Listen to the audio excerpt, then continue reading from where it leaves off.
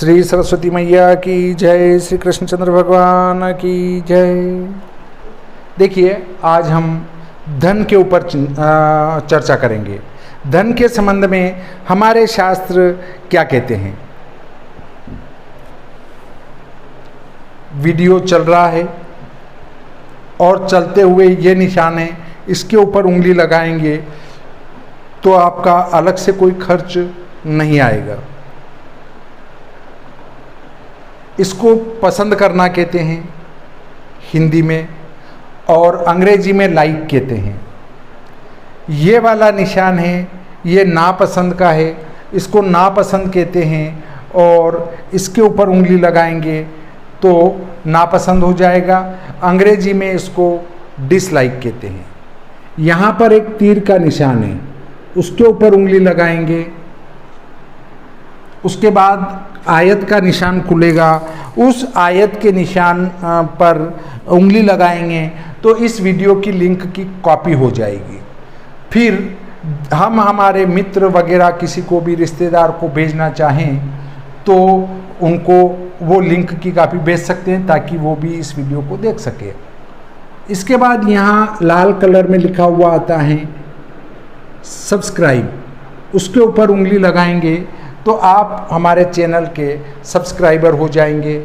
फिर यहाँ घंटी का निशान खुलेगा, उस पर उंगली लगाएंगे तो 3 घंटी और खुलेगी, उसमें आल वाली को दबा देंगे तो जैसे ही इधर से एक वीडियो डाला जाएगा तत्काल आपको सूचना प्राप्त हो जाएगी कि इनके द्वारा एक नया वीडियो अपलोड किया गया है। आप तत्काल ही वीडियो देखकर लाभ प्राप्त कर सकते हैं।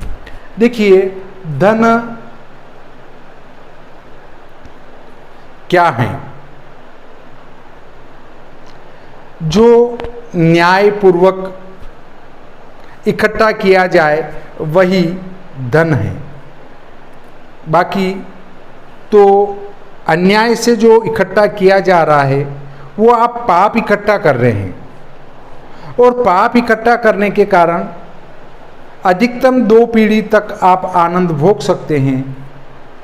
उसके बाद तीसरी पीढ़ी, और खूब ज़्यादा आपका पुण्य हुआ तो चौथी पीढ़ी। उस चौथी पीढ़ी में जाकर आपको उसका फल भुगतने के लिए तैयार रहना चाहिए। आपकी चौथी पीढ़ी वाले जो है वो दुखी हो जाएंगे, वो परेशानी ग्रस्त हो जाएंगे। क्यों? क्योंकि आपने इधर से खींचा, उधर से खींचा, इस प्रकार खींच के जो इकट्ठा किया, वह इकट्ठा किया गया धन उन सब के पापों को लाकर आपके पास इकट्ठा कर देता है।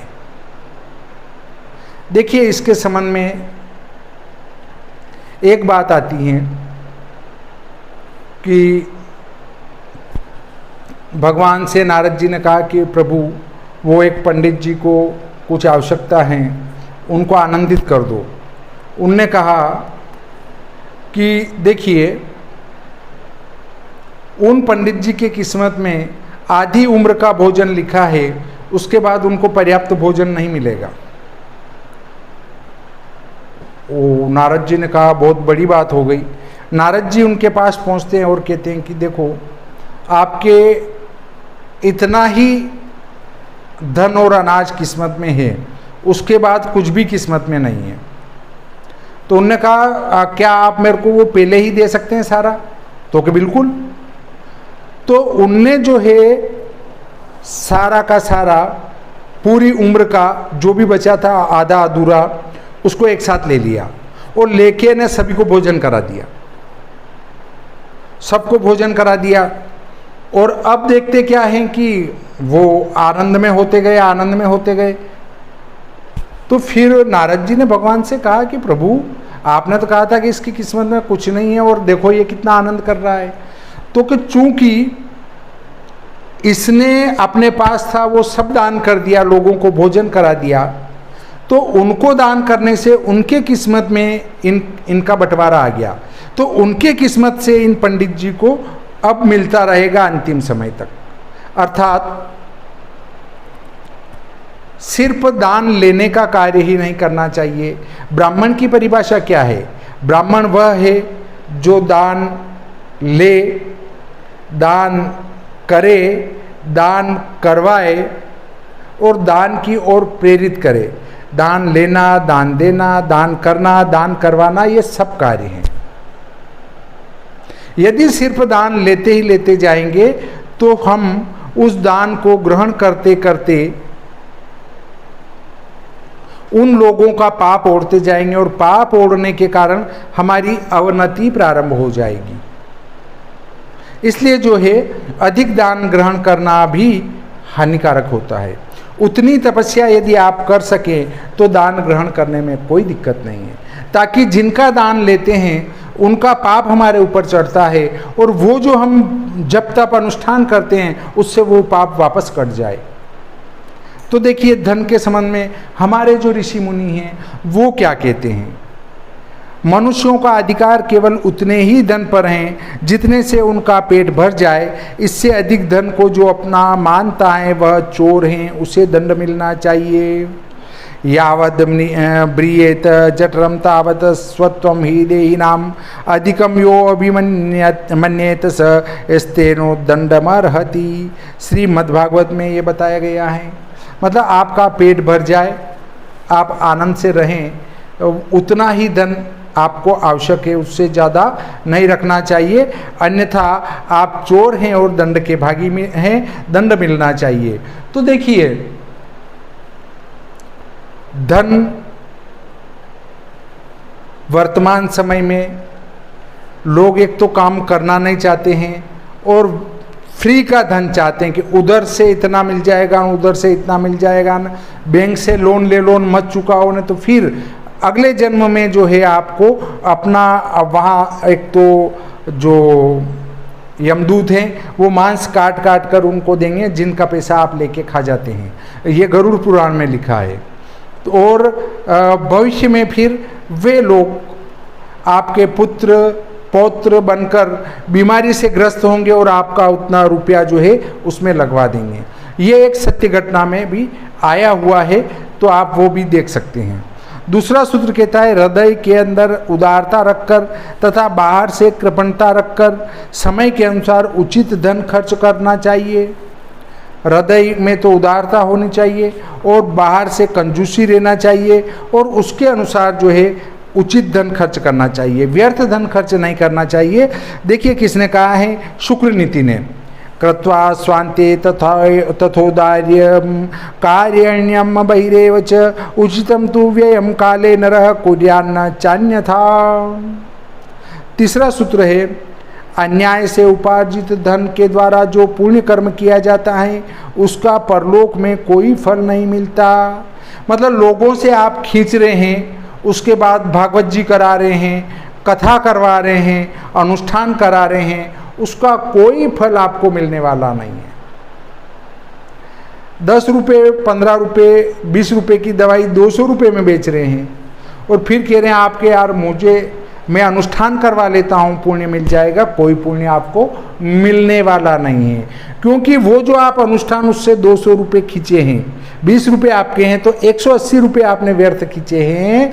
तो वो 180 रुपये में से 20% आप निकाल लो, आपका 10% निकालना चाहिए पर 20% निकाल लो तो 20% कितना होता है, 20 रुपये का 4 रुपये। 4 रुपये 180 में से घटा देते हैं तो 176 रुपये जो आपने व्यर्थ उस व्यक्ति से खींचे हैं वो 176 रुपये आप जो अनुष्ठान कराएंगे उसका पुण्य उस 176 रुपये वाले को मिलेगा। ये किसने कहा है, ये कहा है महाभारत के उद्योग पर्व में। अधर्मोपाजिते रथेर्यः करोत्योर्ध्वदेहिकं न स तस्य फलं प्रेत्य भुंक्ते अर्थस्य दुरागमात्।